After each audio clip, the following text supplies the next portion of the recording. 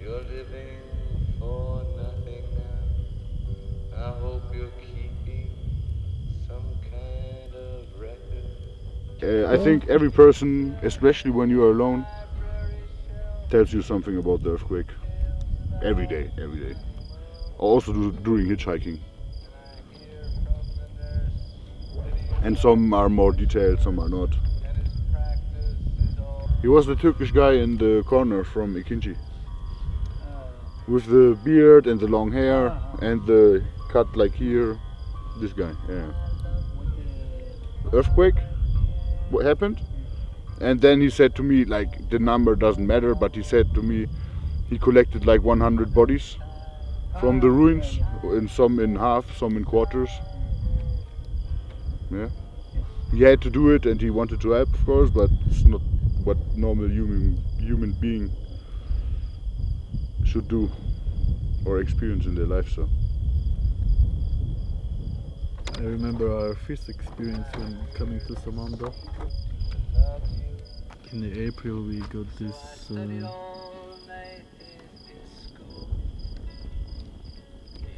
hitchhike to the city, and the driver, he was, I think, with his wife.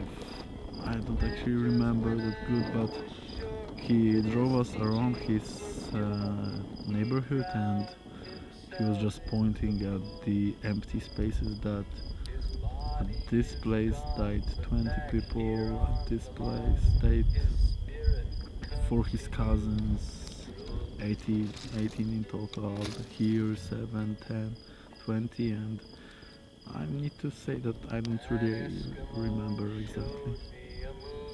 Because later we met also people on the way who lost their friends, colleagues and families. Yeah. And the stories are everywhere. And this asbestos and all the things around the government not helping, it's destroying them. I'm really wondering how they have still so much energy and life values, and they do it all the time. Like, I feel like people from all over the world would just collapse and surrender to everything, but they still do it.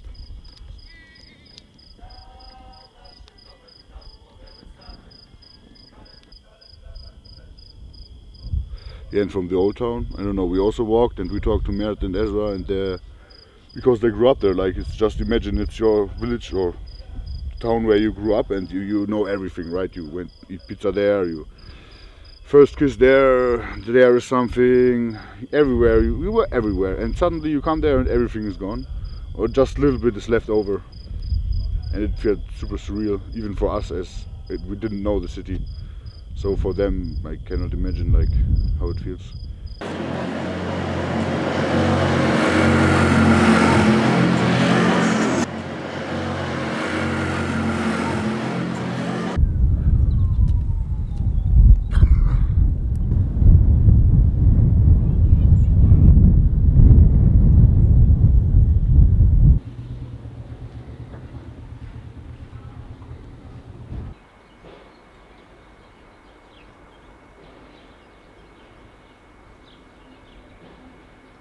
So people were staying in tents like this for a long time. These are our neighbors.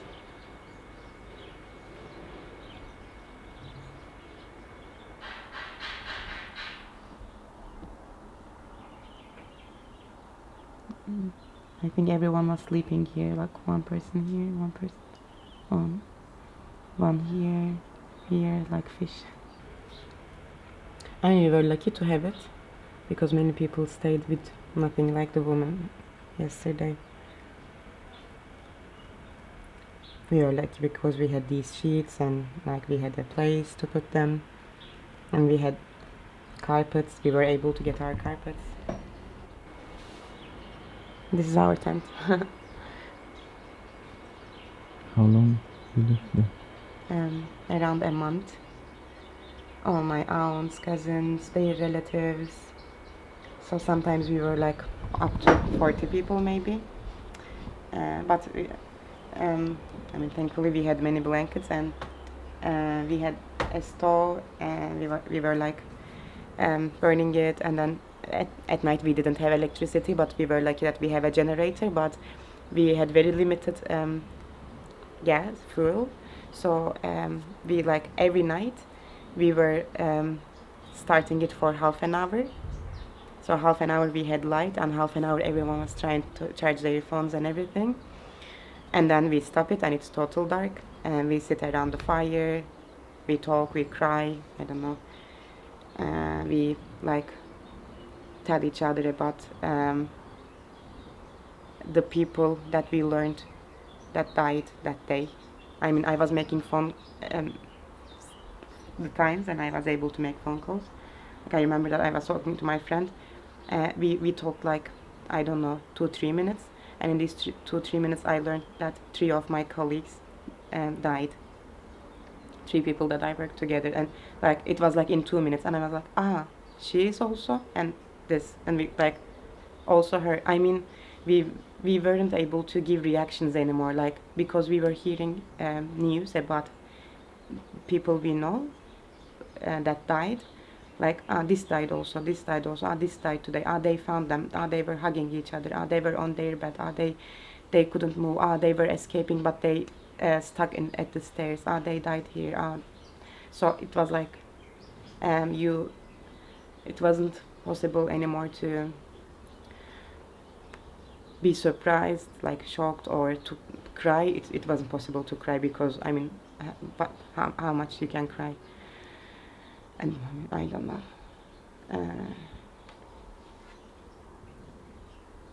Yeah, and then we were sitting around the fire, and then after some point we were all very tired and sad, so we were going to sleep. But we were like sleeping like fish in the can, like one next to each other, and blankets on us. Like if you want to move, then you have to wake up everybody to move, because like you can't move it yourself. But it was warm altogether, and yeah, sometimes like so that we had many snorers. My father snores, my uncle snores, my cousin's husband snores. I don't know what some of my cousins snore, and it was like an orchestra at night. One snores there, and then one snores there, and one there, and one there, sometimes all together like that. Okay, so there is this myth that there will be Kıyamet. Kıyamet. Doomsday? You know what it's? Armageddon. Huh? Armageddon. Yes. Okay. End of the world, like Doomsday. And so everyone dies, and like the place we go to be judged is mahşer. So when a place is too crowded, we call it mahşer yeri gibi. Like it's like that doomsday. It's like doomsday. My aunt and cousins were telling us, because they were living in one of these apartments, but thankfully they were able to go out, and they walked all the way here in their pajamas and barefoot, and they tell us about this street.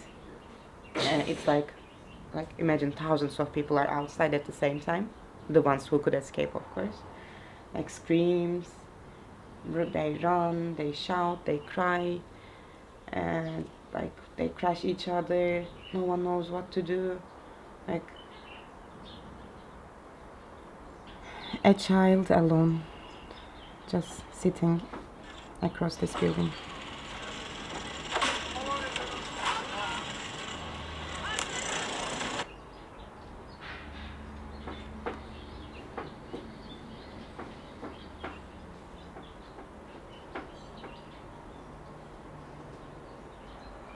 And I remember this place, and somewhere like here, I guess, yes, somewhere here, there were bags of dead bodies, like one next to each other, and like people were going and checking if it's their relative or not, if the body is someone they know or not. Like on the pavements, in the streets, like you could see bodies.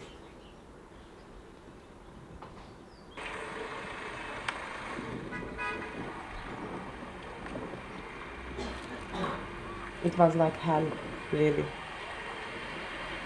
It still is kind of, but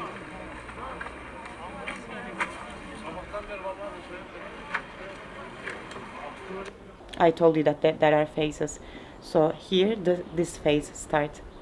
Um, the smell of dead bodies, which couldn't be saved or couldn't be removed or whatever, started to like go around the city. The smell. So when you, well, I remember while passing by this building, because it was a huge building and many people stayed inside. This smell, then we started to get this very unpleasant like smell.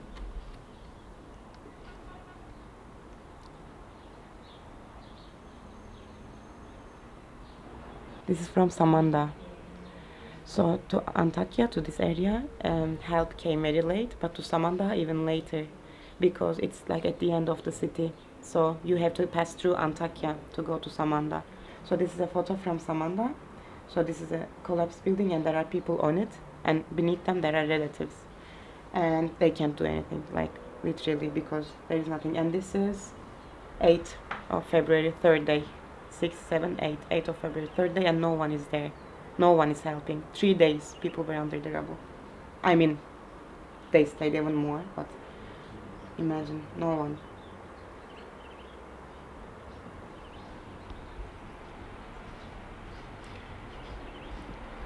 No electricity, no water. There is nothing in the markets. People were left to die here. Hundreds of trucks. Really, like thousands of trucks. They brought many things, but I mean, like a lot of people from like every part of Turkey, every part of the world. Like they sent many things. It was great, perfect. Really, I like every time we were crying while opening things, and like every time it was shared on social media what is needed the most. So first, let's say like food, water, etc., and then blankets were needed, socks were needed. So we would share on social media, like everyone, organizations, etc., and people in different cities would collect. They need this. They would collect and they send it here. Amazing solidarity. So here me and my cousin were with a rescue team, Bulgarian rescue team, translating and trying to lead them to places where there are alive people under the rubble. And we finished the day and we were coming back. It was late at night, and of course, like all the time there were ambulances, sirens, all the time. And there was one ambulance was really like trying to go urgently, probably like has an emergency situation inside, but it couldn't go. I mean, it couldn't move because of the traffic, and it's impossible. Like even if the cars give him space, he can't move because like it's totally blocked. So, but the other side is kind of empty, like not too much traffic. It was amazing. Like they broke their arms.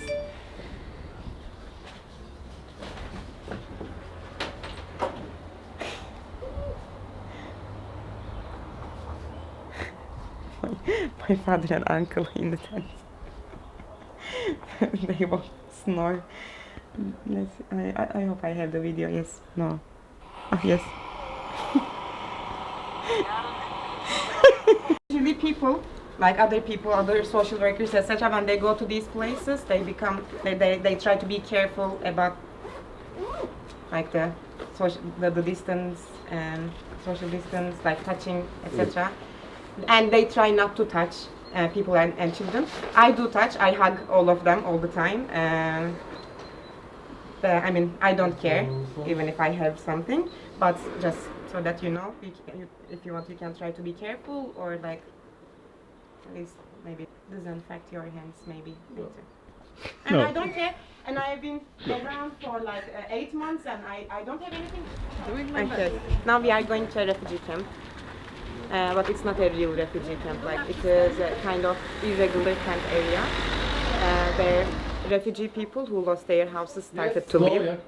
So yes, now we are going to one of these camps, which is 15 minutes away driving, because while we were talking with the team, we came up with kind of a project, and we call it Flowers of Life. It is, and it will hopefully be a women empowerment project. We want to somehow give them some hobbies to produce things, to create things, so that they can like it can be something to enjoy for them, and also maybe later it can be something to make money from. So we will go and we will try to discover their interests, like what they have interests for, like knitting something or drawing, or I don't know, making necklaces, jewelry, etc. We'll try to find out, and then we'll try to provide them materials to do these things. So these will be free time activities for them to empty their minds, to relax a bit, and also maybe later we will like try to sell these. Bye bye. So here we have the mayor of Hadai, Ezra.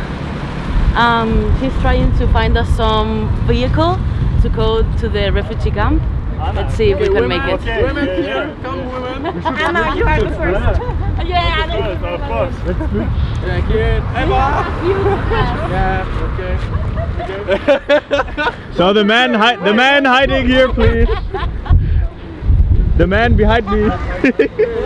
free car washing. Mert, Marcus and I are in different cars. Mert, Marcus and I. We three are in different İkimiz cars. ayrı.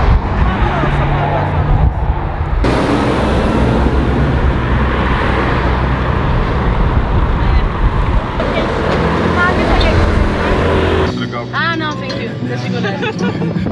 Evet.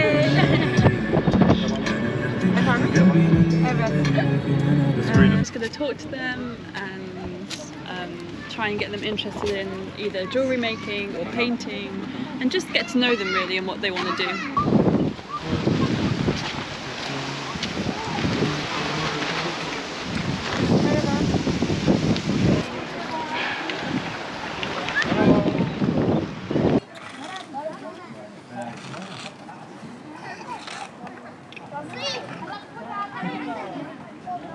هو متجوز؟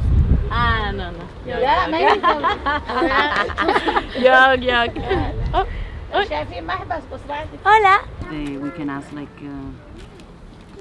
if she had like some, maybe not hobby, but something that she used to do, and if we can do like anything to bring material or something, like if she needs it. كان أربعة. نحن الرابع كنا نهدوا ثلاثة، نحن كنا الرابع نهدوا لكن كلهم ايه يعني ناس ناس طلعت، ناس مجروحة، ناس عبيانة رمل. Everything, no? And she said cleaning, cooking, taking care of kids. يعني دوب Working. بقعد من دون ما أخلص. And so she used to, for example, she هاي used بننسق فيها هيك مثل هاي like she used to do things like the ones we clean the tables, or we put on small tables, those thin Yeah, ones. yes, super, Did you? super thin, Yes, yeah, yes. yeah. Or she used to make, for example, napkin box, Yeah. tissue box. Okay. She used to make a case for this tissue box Oh, with beautiful. this. Amazing. Yeah, nice. Yeah, we can plan to covers for some, like from, I don't know. Yes. Even phone cases, or I don't know. Yeah. Yes. Right. And what happened after? So they were living in a 6th floor apartment building near here, and with the earthquake, first 3 floors smashed, and they were on the 4th floor. So in most buildings you could see that, like, there were different types of destruction. Sometimes the building went like this, sometimes this, and sometimes the first floors were smashed. Yes, and that was the case in their building. So they were on the 4th floor, and like somehow they managed to go out when the shaking totally stopped. The whole family. The whole family went out. So she says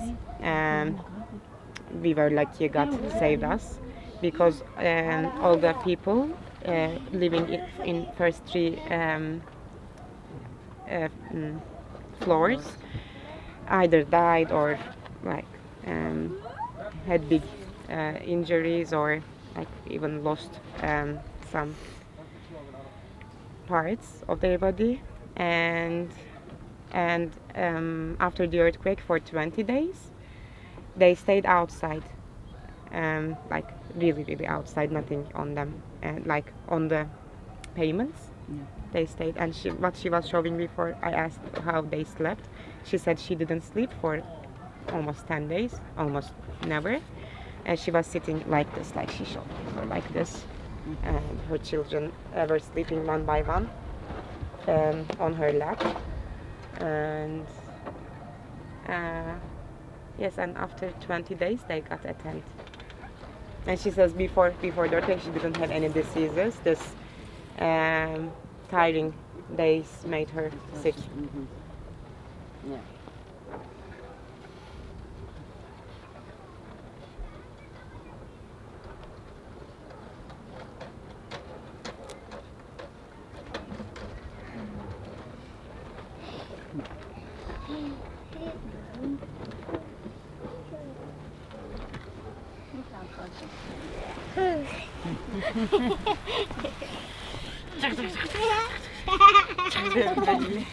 كان صحة ضعفان كثير. الليل كتش الليل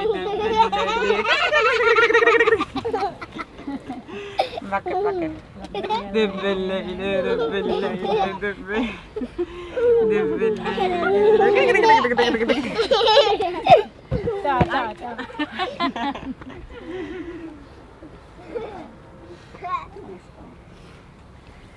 بتساعد مشانة؟ بدي اعمل لك واحدة. والله؟ حابة تشوفي يعني كيف شكله وكيف بصير. تمام. شو بتعمل له؟ بدي بيت محر. Napkin house. Oh, nice. Yes. Wow, she will make beautiful. one for us so that we can use in our house, you بس know. نسجلك اياه وشوفك اياه شلون بصير. تمام. She needs 2 colors, 2 different colors. I asked Okay. her favorite colors, but she says whatever you like. Okay. Case. كلهم حلوين كمالك الحمد لله. وانا عندي كملك وجوزي. Case. Alhamdulillah. I asked, I mean, if she will really enjoy doing it, or will she do it just because we told her to do. Okay. Then she said yes. I mean, she enjoys it because Nice. it reminds her Syria, her hometown, because she used to do that in Syria with her friends, and she remembered those times now. And it will, making this again will remind her home. Oh, perfect. So yeah, she'll like it.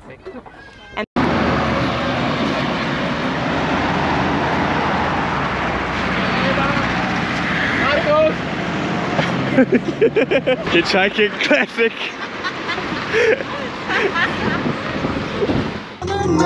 Ben göklerde yıldızlara dalmışım tüm hayallerimle. Bizde dur. Sen yanımda ben göklerde Sizin evde mi? dalmışım ama tüm hayallerimle. Hayat bana hep ters geldi. Kaderime sadece küskünüm. Ist ganz okay da.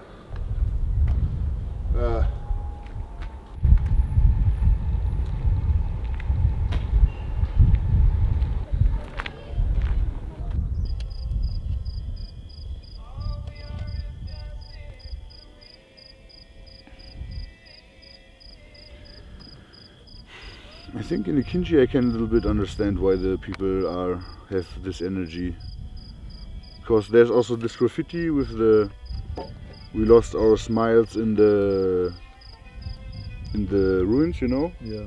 and it's like present everywhere, of course. And I think a lot of families lost houses, or at least so, like not every family but a lot, and they lost people and everything, but it's like a community and they help each other and everybody knows everybody.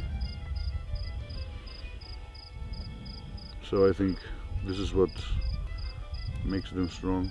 The unity? Yes, the community. Unity. Unity and community, yes.